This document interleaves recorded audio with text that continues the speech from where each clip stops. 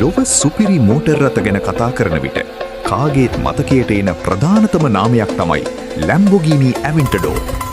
2011 වසරේදී මුල්වරට හඳුන්වා දුන් මෙම රථය දශකයකට වැඩි කාලයක් ලැම්බෝගිනි සමාගමේ ප්‍රධානතම ෆ්ලෑග්ෂිප් රථය ලෙස කිරුළු දැරුවා.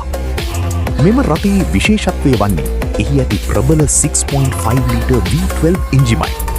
එමගින් අශ්වබල 700කට වඩා වැඩි ශක්තියක් උත්පාදනය කරන අතර පැයට කිලෝමීටර් 100ක වේගය ලබා ගැනීමට ගතවන්නේ තප්පර 2.9ක් වැනි සුළු කාලයක් පමණයි. මෙහි උපරිම වේගය පැයට කිලෝමීටර් 350ක් ඉක්මවා යනවා.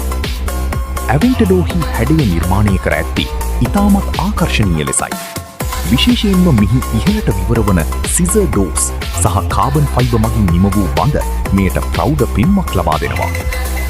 වසර 11ක සාර්ථක ගමනකින් පසු 2022 වන වසරේදී මෙහි නිෂ්පාදනය නිල වශයෙන් අවසන් වූ අතර දැන් මෙහි අනුප්‍රාප්තිකයා ලෙස ලැම්බෝගිනි රෙවල්ටෝ රථය කරලියට පැමිණ තිබෙනවා.